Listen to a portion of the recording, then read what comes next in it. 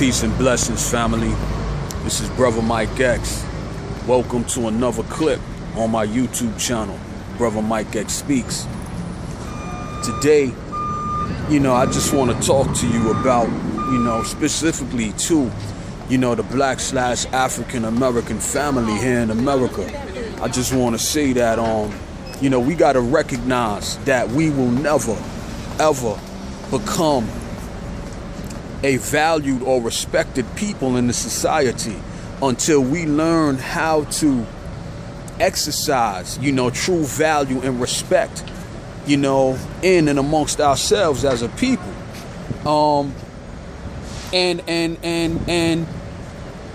commit ourselves to holding, not only others accountable, to what type of treatment, they're going to send our way, but to also, more importantly, what type of treatment we are going to render, to ourselves in these neighborhoods. I'm standing right now in front of a new liquor store, that just got opened, here in the Northeast Bronx, in the 233rd Street, Baychester area. And, in this area, there's already like 4 liquor stores. You know what I mean? And we definitely don't need another one, But see, this is the type of system that we living in. We living in a type of system where they're not striving to help us to become educated. They're not striving to help us to regain, a love for ourselves as black people. To where how we learn how to exercise the type of unity, the type of self-love, the type of self-respect and self-worth, where we use the mental, physical, emotional, and spiritual facets of our lives to promote life amongst the family, to promote growth and opportunity, and security, to the family, to where our elders, will feel safe to walk the streets, to where our young people, will feel safe to walk the streets, and won't feel that they have to get involved in some of the lower practices, banging and hustling, and, drug using and all of the other types of things, violence and other things, just to be able to get by in their lives, where they can be children, and remain, naive and, and taught about the higher things in life at an appropriate age, when they're able to handle those things, with a measure of, common sense, the way it's supposed to be, So again, I say, these people are trying to feed a sickness. Our people have been destroyed for the lack of knowledge. Our people have been taught self-hatred. Our people have been taught that they can do nothing about their condition in the society. So, what happens is a lot of us try to alleviate the pain of being black, of being ignorant, of being apathetic, of watching our communities and our families being ripped apart.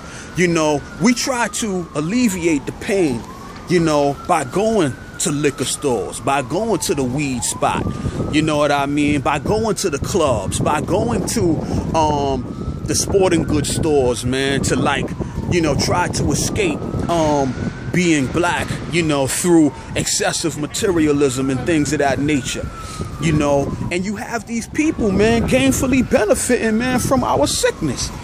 I feel like, man, this is just as important or even more important, man. We need to boycott this shit, man. We need to boycott this shit. We need to start, weaning ourselves off of, seeing ourselves as victims, seeing ourselves as disempowered, and feeling like the only way that we can make it by in this messed up reality that we're living in is to get inebriated, man, drinking alcohol. It's to get high as a kite, smoking weed. You know, it's to spend our very last dollar on the latest pair of Jordans. You know what I mean? And all of the other things that we do to try to escape the reality of being black in America. Like, yo, we need to learn how to become unapologetically black. And when I, you know, and when I say black and when I say unapologetically black, I'm not talking about unapologetically black, you know, from the lower spectrum, you know, based upon the stereotypes, you know, that society has made us believe is authentic black life. I'm not talking about being niggas. I'm not talking about being bitches. You know, I'm not talking about, you know, being savage and being thug and all of those types of things, because that's not authentic blackness. You know, that is a manufactured blackness. You know, that those who want to control us and keep us from rising in the society, they have tricked us through the movies, through the TV shows, through hip hop, you know what I mean? The art form that once saved us and promoted unity and consciousness and pride in being black. They've tricked us. They've used that. They've taken it over, and now they're using that art form, you know, to make us believe that, you know, to be gangster, you know, is authentic blackness. To be thug, you know, to be ready to rob and steal and kill your brother, you know, to sell drugs to your brother, you know, to pimp your sister, you know, that's authentic blackness. No, that's savage blackness. That's ignorant blackness. You know what I mean? That's poisonous blackness. No, I'm talking about an authentic blackness where we remember and reconnect ourselves to who we are and who we've been in this society as black people. Where we reconnect ourselves, man, to the best traditions, you know what I mean, of what blackness used to be about, man. Following people and connecting with people like Malcolm X, you know what I mean, and the Organization of Afro-American Unity. You know, reconnecting ourselves to the people and the traditions like Dr. Huey P. Newton and Bobby Seale of the Black Panther Party for self-defense. You know, doing our history and reconnecting ourselves to the Honorable Marcus Mosiah Garvey, you know what I mean, and his Universal Negro Improvement Association. You know what I mean? One of the strongest black organizations that ever existed. You know, reconnecting ourselves to principles and standards that make us stand up strong and proud as black men. You know what I mean? And we represent, you know, the best of what black men are supposed to represent. You know, consciousness, intelligence, pride, discipline. You know what I mean? You know, where we're seeking to be strong fathers. You know, where we're seeking to be husbands. You know, where we're seeking to be protectors of our neighborhoods, man. You know what I mean? And as far as our sisters go, where we're seeking, you know, our sisters are seeking to be queens, to be mothers, man, to be wives. You know what I mean? To be excellent in their character, man. You know what I mean? So that we can raise strong black babies, man. You know what I'm saying? Yo, I'm telling you, fam. Yo, we need to start weaning ourselves off of, seriously, any and everything that weakens us. And these liquor stores, man, they fucking weaken us, man. You know what I mean? They're poisonous, man. You know what I mean? We gotta stop injecting things into our bodies that destroy us, man, and give us liver disease. You know what I mean? And give us heart disease and set us up for stroke. You know what I mean? And set us up to be exiting this world, you know, at younger and younger ages, man. Nah, we need to be putting health into our physical beings. We need to be striving to eat the best foods. You know what I mean? Foods that keep us strong, you know, and vibrant. You know, foods that keep our metabolism high. You know what I mean? So that we can burn off, you know, calories and things of that nature and keep our circulation up. You know, foods that promote life. You know what I mean? To where we're not dying at early ages, man. We're keeping our health well into our 50s and 60s and 70s and 80s, man. Where we give ourselves enough time on this earth to gain wisdom. You know what I mean? Wisdom that can be passed along down to the younger ages that's coming up behind us, man. You know what I mean? We need to wean ourselves off of ratchet TV. You know what I mean?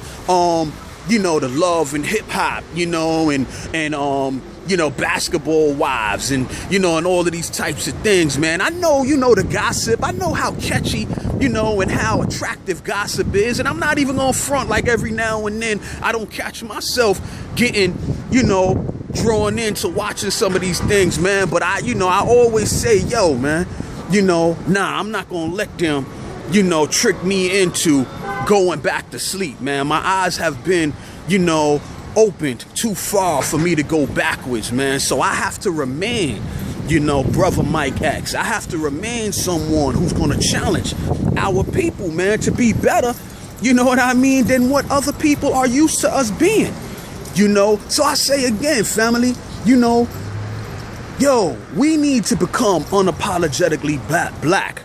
You know, we need to be able to develop principles and standards, you know, amongst ourselves that hold our men to the highest level of character. You know what I mean? To the highest levels of discipline. You know, first and foremost, man, we need to be students. You know what I mean? Students of our history, man, so that we can exercise the same, you know, discipline and build the same structures in our communities where we're able to build, you know what I mean, our communities up the way we want them, you know, so our communities don't continue to remain open, you know, to people like this just coming in and just throwing a liquor store in our neighborhoods, man. That's crazy, yo. You know, we need schools, fam. You know, we need trade schools. You know, we need mentoring programs. We don't need them. We don't need to be walking around trying to figure out how we can poison our systems and dull our senses, man. Running away from, you know, the responsibilities of being alive, of being men, of being women in our communities. You know what I mean? Yo. And not only that, let me say this. And in this liquor store, they got some Koreans, some Asians, some Japanese. I don't know what the hell they are, to be honest with you. I just know that they Asian. I just know that they don't look nothing like us.